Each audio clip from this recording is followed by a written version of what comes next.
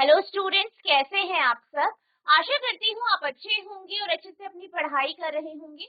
मैं मोनिका रावत आपका स्वागत करती हूँ आईसीटी वर्चुअल क्लासरूम देहरादून में। बच्चों, आज हम क्लास 7th का जो आपका सब्जेक्ट है साइंस, उसका चैप्टर हीट को कंटिन्यू करेंगे। पिछले लेक्चर में हमने ये देखा था कि जो आपकी रेडिएशन यानी विकिरण प्रक्रिया है वो क्या होती है।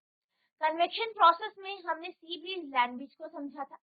इसके साथ साथ हमने ये भी देखा था कि गर्मियों में हम गहरे रंग के कपड़े गर्मियों में हम हल्के रंग के कपड़े पहनना पसंद करते हैं, वहीं सर्दियों में गहरे रंग के कपड़े पहनना पसंद करते हैं। अब ऐसा क्यों होता है, इसको हमने एक एक्टिविटी के माध्यम से समझा था। हमने कहा था कि अगर हम दो बर्तन ले, ठीक है, दो हमने पतीले ले लिए है, कोई भी बर्तन ले लिया है, एक में आप काले रंग का पेंट कर लो, दूसरे में आप सफेद रंग का पेंट कर लो और उसमें आप पानी भर लो। इसके बाद अगर आप इसे धूप में रखें तो कुछ टाइम बाद यानी 3-4 घंटे बाद आप ये देखेंगे कि जो काले रंग का बर्तन है उसका पानी गर्म है, वहीं जो सफेद रंग का बर्तन है उसका पानी काले रंग के कंपैरिजन में ठंडा है। ठीक है, ये हमने देखा था। तो यहाँ से हमने कंक्लूजन निकाला था कि जो काला रंग होता है वो हीट को एब्जॉर्ब यानी अवशोषित करता है, वहीं सफेद रंग हीट को रिफ्लेक्ट करता है। तो इसीलिए हम क्या करते हैं, गर्मियों में हल्के रंग के कपड़े पहनना पसंद करते हैं, वहीं सर्दियों में गहरे रंग के कपड़े पहनना पसंद करते हैं। ठीक है, तो ये हमने समझा था। आज हम बात करेंगे कि हम सर्दियों में ऊनी कपड़े क्यों पहनते हैं, ऊन से बने हुए कपड़े हम क्यों पहनते हैं, किस तरीके से सर्दियों में वो हमें गर्म रखते हैं, इसके बारे में हम जानेंगे। तो बच्चों, आज का आपका टॉपिक है woollen cloth keep us warm in winter. सर्दियों में ऊनी वस्त्र हमें उष्ण बनाए रखते हैं। यहाँ पे ऐसा क्यों होता है, इसको हम यहाँ पे डिटेल में समझेंगे। अगर हम वुल की बात करें, ऊन की बात करें, तो ऊन क्या है, ऊन जो है ऊष्मा का कुचालक है यानी पुअर कंडक्टर। ठीक है, तो जब भी हम बात करते हैं ऊन की, तो ऊन क्या है, ऊष्मा का कुचालक है। कुचालक मतलब जैसे आप जानते हैं कुचालक वो पदार्थ होते हैं जिनसे ऊष्मा स्थानांतरित नहीं होती या प्रवाहित नहीं होती। अब क्या होता है, बेसिकली ऊन क्या करता है, वो ऊष्मा का कुचालक है, इसलिए ऊन के जो फाइबर होते हैं, उनके जो रेशे होते हैं, उनके बीच में हवा ट्रैप हो जाती है। हवा ट्रैप हो जाती है। अब हवा भी क्या है, आप जानते हैं कुचालक है ऊष्मा का। तो क्या हुआ, वुल भी आपका कुचालक है, हवा भी आपका कुचालक है। तो इस कारण क्या होता है, जो शरीर की गर्माहट होती है, शरीर की जो गर्माहट होती है वो बाहर नहीं जा पाती। क्यों, शरीर के ऊपर एक आपकी एयर की लेयर भी है और ऊन की लेयर भी है, दोनों क्या है, कुचालक है। तो वो क्या करते हैं, वो शरीर की गर्माहट को, शरीर की ऊष्मा या गर्माहट को बाहर जाने नहीं देते, जिस कारण हमारा शरीर गर्म रहता है या हमें गर्म महसूस होता है। तो इस बात का आपको ध्यान रखना है कि हम सर्दियों में ऊनी कपड़े क्यों पहनते हैं, क्योंकि ऊनी का जो ऊन होती है वो पुअर कंडक्टर है। इसके साथ साथ रेशों के बीच में हवा भी फंस जाती है, जो भी क्या है, पुअर कंडक्टर है। और इस कारण क्या होता है, हमारे शरीर की जो ऊष्मा है वो बाहर नहीं जा पाती, बाहर वो जो है स्थानांतरित नहीं हो पाती, जिस कारण हमारा शरीर गर्म रहता है। ठीक, wool is a poor conductor of heat, यानी ऊन क्या है, ऊन ऊष्मा का कुचालक है। Moreover there is air trap in between the wool and the fibre. इसके साथ साथ ये भी देखा गया है कि जो वुल है, ऊन है, ऊन के फाइबर के बीच में हवा ट्रैप हो जाती है। ठीक, this air prevents the flow of heat from our body to the core surrounding. इस कारण हमारे शरीर की जो ऊष्मा है वो बाहर नहीं जा पाती, तो वी फील वार्म, इसलिए हमें गर्म महसूस होता है। सर्दियों में हम ऊनी वस्त्र पहनते हैं। ऊन ऊष्मारोधी है, इसके अतिरिक्त ऊन के रेशों के बीच में वायु फंसी यानी ट्रैप रहती है। यह वायु हमारे शरीर की ऊष्मा को ठंडे परिवेश की ओर विकृत होने से रोकती है, अतः हमें उष्णता का अनुभव होता है। ठीक है, तो आपको ध्यान रखना है कि हम जो है सर्दियों में ऊन के कपड़े पहनना क्यों प्रेफर करते हैं, क्यों पसंद करते हैं, क्योंकि ऊन क्या है, आपका कुचालक है उष्मा का, और ये क्या करता है, इसके बीच में जो फाइबर्स होते हैं, फाइबर में हवा ट्रैप हो जाती है, हवा रह जाती है। अब ये हवा भी आप जानते हैं कि कुचालक है, जिस कारण हमारे शरीर की ऊष्मा बाहर नहीं जाती और हमें गर्म महसूस। ठीक है, तो इस बात का आपको ध्यान रखना है, इसे आप नोट करेंगे।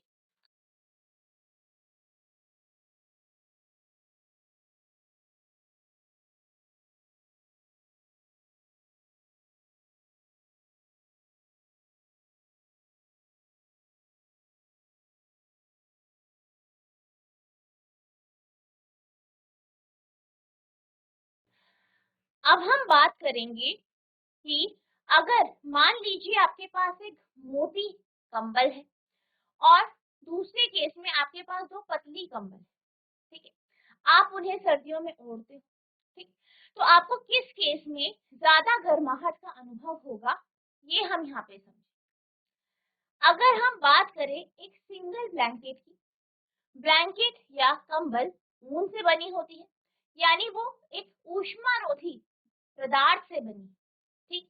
अब दूसरे केस में हमारे पास दो कंबल है, तो वो भी आपकी क्या होगी, ऊष्मारोधी होंगी। अब हमने क्या किया, दूसरे केस में दोनों पतली कंबल ओढ़। जब आप दो पतली कंबल ओढ़ते हो तो आपको एक बात समझनी है कि जब आप दो पतली कंबल ओढ़ोगे, जैसे एक कंबल है फिर दूसरी कंबल, तो इसके बीच में कुछ गैप रह जाएगा, दो कंबलों के बीच में कुछ गैप रह जाएगा। अब यहाँ पे जो गैप होगा, यहाँ पे क्या हो जाएगी, आपकी एयर ट्रैप हो जाएगी, यानी यहाँ पे हवा फंस जाएगी, ठीक, यहाँ पे हवा फंस जाएगी। तो क्या होगा, यहाँ पे आपके पास दो क्या है, कंबल है जो ऊन की बनी है, साथ ही साथ बीच में हवा भी ट्रैप, ठीक, तो तीन लेयर बन गई, तीन लेयर बन गई इंसुलेशन की, ठीक है। तो यहाँ पे क्या होगा, इस केस में जो है ऊष्मा आपकी काफी कम आपके शरीर से बाहर जाएगी, क्यों, क्योंकि यहाँ पे तीन लेयर बन गई।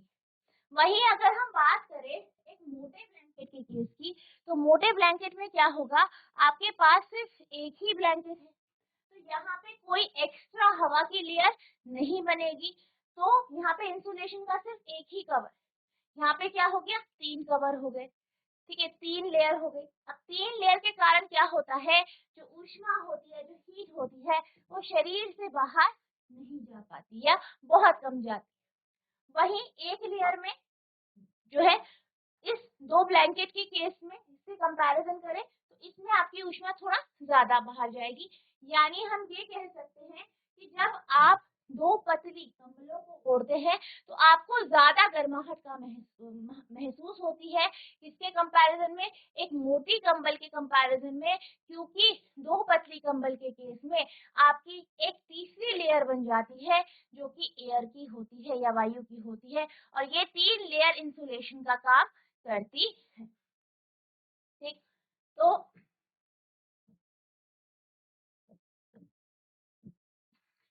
To thin woollen blanket are warmer than a thick woollen blanket.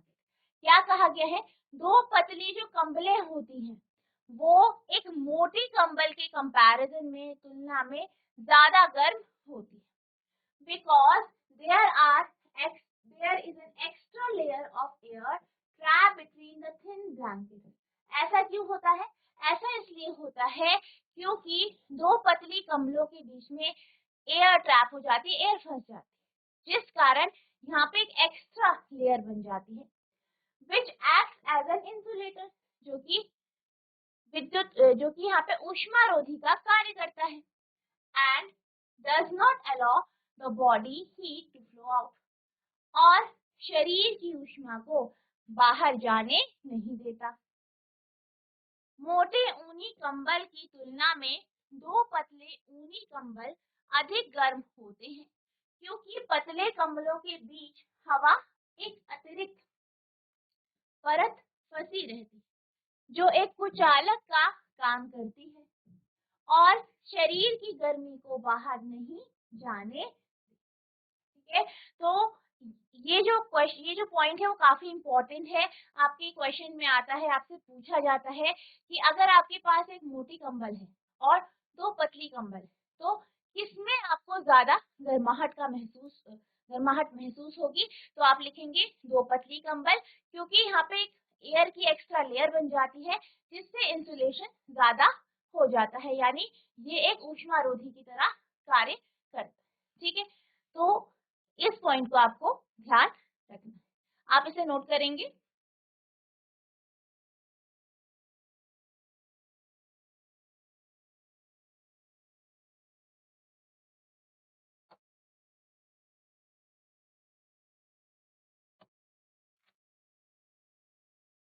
अब हमारा जो ये चैप्टर है कंप्लीट हो गया है। अब हम इसके जो है यहाँ पे क्वेश्चन आंसर्स डिस्कस करेंगे। तो आपका पहला प्रश्न है, state similarities and differences between the laboratory thermometer and clinical thermometer. यानी आपको बताना है कि लेबोरेटरी थर्मामीटर और क्लिनिकल थर्मामीटर में क्या सिमिलैरिटीज हैं, क्या समानताएं हैं और क्या भिन्नताएं। ठीक है, यानी दोनों थर्मामीटर को आपको कंपेयर करना है, उनकी तुलना। ठीक, तो सबसे पहले हम सिमिलैरिटी की बात करें। सिमिलैरिटी यानी समानता, दोनों के दोनों थर्मामीटर आपकी पतली ग्लास ट्यूब के बने होते हैं। इनके आगे बल्ब होता है जिसमें मरकरी भरी होती है और दोनों के दोनों थर्मामीटर में आपकी रीडिंग सेल्सियस और डिग्री फ़ारेनहाइट में होती है। ठीक है, तो ये इसकी क्या है, सिमिलैरिटीज है। ठीक, तो पहला पॉइंट क्या है, both thermometers consist of narrow uniform glass tube.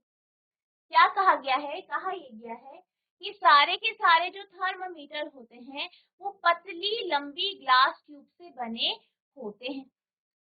Both have a bulb at one end, दोनों थर्मामीटर के एक सिरे पर बल्ब होता है। ठीक, both contain mercury in the bulb, दोनों बल्ब में क्या होती है, मरकरी ही होती है, पारे का ही यहाँ पे यूज किया जाता है।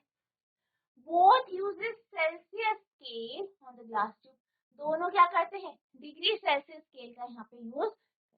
ठीक है, तो ये इसकी क्या है, सिमिलैरिटीज है, समानता है। अब डिफरेंस की बात कर लेते हैं, डिफरेंसेस क्या क्या है।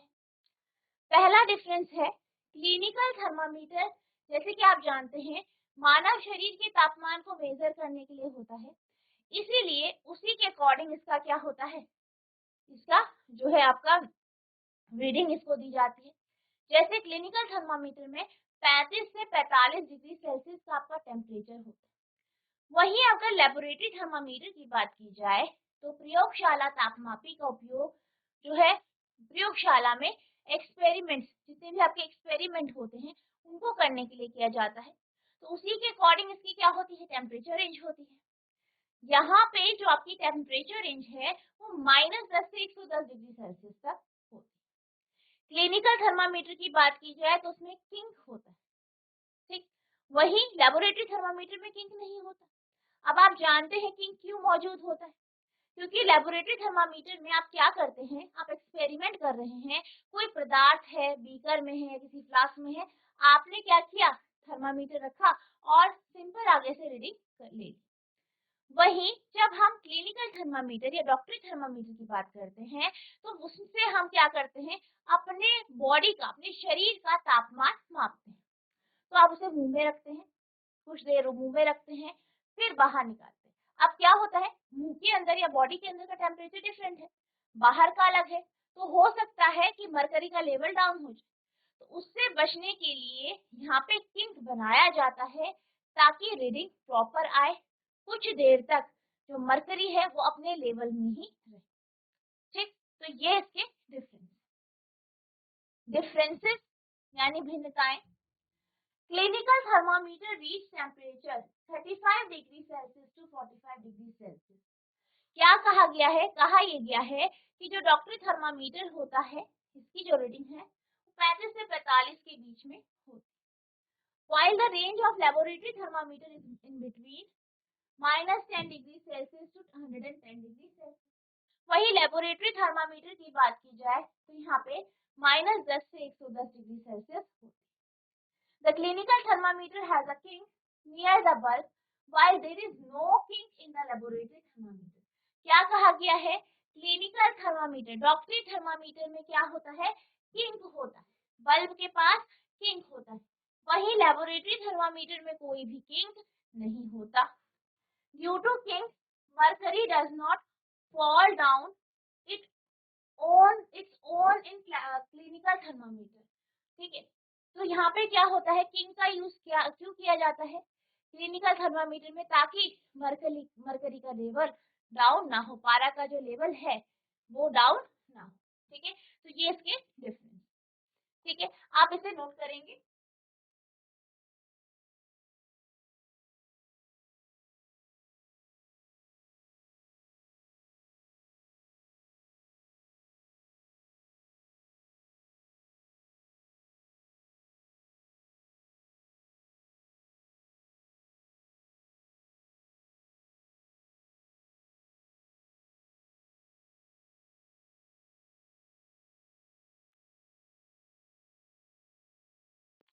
अब हम चलते हैं अगले प्रश्न की ओर। तो आपका अगला प्रश्न है, give to examples each of conductors and insulator of heat.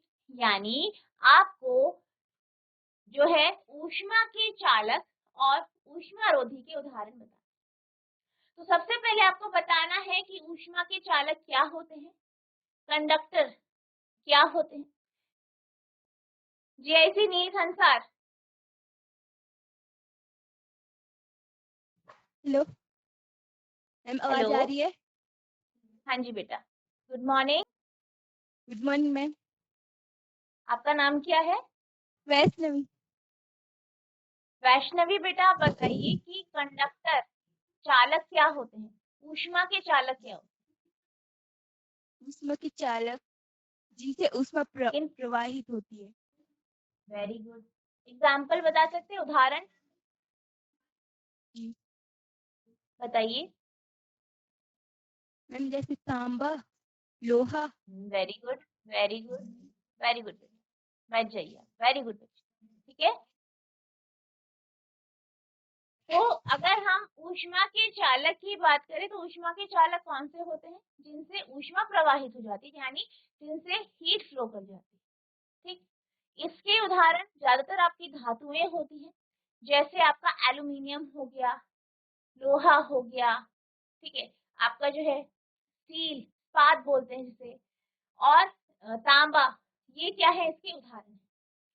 दूसरा आपसे पूछा है इंसुलेटर, यानी विद्युत ऊष्मारोध। ठीक है, यहाँ पे हम हीट, इंसुलेटर ऑफ हीट की बात करें तो यहाँ पे हम ऊष्मारोधी की पूछा गया है। तो ऊष्मारोधी की बात करें तो ऊष्मारोधी कौन से पदार्थ होते हैं जिनसे ऊष्मा प्रवाहित नहीं हो पाती। ठीक, जैसे आपकी लकड़ी हो गया, प्लास्टिक हो गया, तो ये क्या है? ऊष्मारोधी के उदाहरण। अब यहाँ पे आपसे पूछा गया है कंडक्टर यानी चालक। तो चालक कौन कौन से हैं आपके? Aluminium, iron. ठीक है, और इंसुलेटर यानी ऊष्मारोधी कौन कौन से हैं? प्लास्टिक और वुड, यानी प्लास्टिक और लकड़ी। ठीक है, तो ये इसके उदाहरण है, आप इसे नोट करेंगे।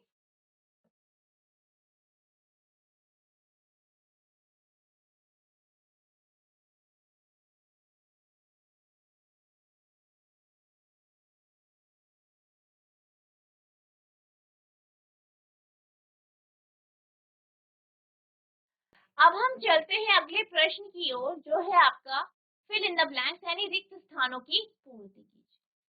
तो यहाँ पे आपको रिक्त स्थानों की क्या करनी है? पूर्ति करनी है। तो पहला है आपका, The hotness of an object is determined by its dash। यानी किसी भी वस्तु की जो गर्माहट होती है, वो कितना गर्म है, वो आप किससे बता सकते हैं? किसके माध्यम से आप बता सकते हैं कि कोई वस्तु गर्म है? ठीक है, तो कोई वस्तु गर्म है या ठंडी, वो किसके माध्यम से बताई जाती है? तापमान यानी टेम्परेचर के माध्यम से। तो यहाँ पे आपका आंसर होगा टेम्परेचर यानी तापमान। यानी जो वस्तु है, वस्तु में कितनी गर्म या ठंडी है, वो हम उसके तापमान से बता सकते हैं। अगला है आपका, temperature of boiling water can not be measured by a dash thermometer. यानी उबलते हुए पानी का जो तापमान है, ठीक है, उबलते हुए पानी का तापमान आप किसके माध्यम से, किस थर्मामीटर के माध्यम से माप नहीं सकते? जीआईसी गंडियाल धार, बेटा माइक ले लीजिए। मैम नमस्ते। नमस्ते बेटा, आपका हेलो। नाम क्या है? अक्षरा। अच्छा, अक्षरा। हाँ जी, अक्षरा बेटा, आप ये बताइए कि हमारे पास कितने प्रकार के तापमापी होते हैं? थर्मामीटर आपके कितने तरीके के होते हैं? दो। कौन कौन से? हाँ, वेरी गुड, कौन कौन से? डॉक्टरी thermometer very good, very good. और दूसरा? प्रयोगशाला थर्मामीटर। प्रयोगशाला थर्मामीटर, वेरी गुड, ठीक है। अब यहाँ पे आपसे क्वेश्चन पूछा है कि अगर हम उबलते हुए पानी का तापमान मापना चाहते हैं तो हम किस थर्मामीटर से मापेंगे? क्या बता सकते हो? प्रयोगशाला। Very good Akshara, very good बेटा, वेरी गुड बेटा, बैठ जाइए आप। वेरी गुड, ठीक है। तो यहाँ पर जो है, यहाँ पे आपसे पूछा गया है कि उबलते हुए पानी का तापमान आप जो है किससे मापेंगे? तो आएगा क्या? प्रयोगशाला। पर यहाँ पे क्या पूछा गया है? Temperature of boiling water can not be measured by, यानी उबलते हुए पानी का तापमान आप किस थर्मामीटर के माध्यम से नहीं माप सकते हैं। तो आप यहाँ पे लिखेंगे क्लिनिकल थर्मामीटर यानी डॉक्टरी थर्मामीटर।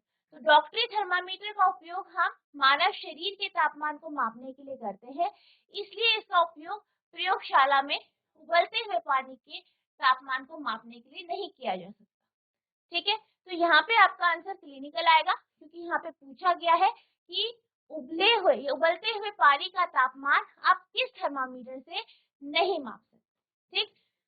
नेक्स्ट चलते हैं हम अगले क्वेश्चन की ओर। तो अगला प्रश्न है आपका, temperature is measured in degree, यानी तापमान को आप किस में मापते हैं, ये आपसे पूछा है। तापमान किस जो है मात्रक में मापी जाती है, ये आपसे पूछा गया है। जीआईसी नीलकंसार, कोई एक बच्चा माइक ले लीजिए। Hello ma'am. हेलो बेटा, आ रही है आपके आवाज। गुड मॉर्निंग बेटा, आपका नाम क्या है? वैष्णवी। वैष्णवी, ठीक है, ठीक है, वेरी गुड बेटा वैष्णवी। टेम्परेचर को हम डिग्री सेल्सियस में मापते हैं, आपने बिल्कुल सही आंसर दिया, वेरी गुड बेटा, आप बैठ जाइए। तो आपका यहाँ पे आंसर होगा डिग्री सेल्सियस, ठीक है।